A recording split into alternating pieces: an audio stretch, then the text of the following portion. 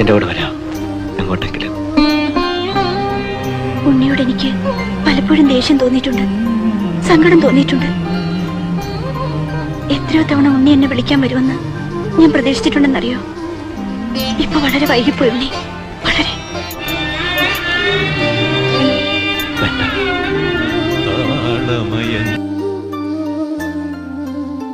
താളമയഞ്ഞു ഗാനമപൂർണം തരളലയം താഴും രാഗധാര മന്ദം മായും നൂപുരനാദം മാനസമോ ഘനശ്യാമ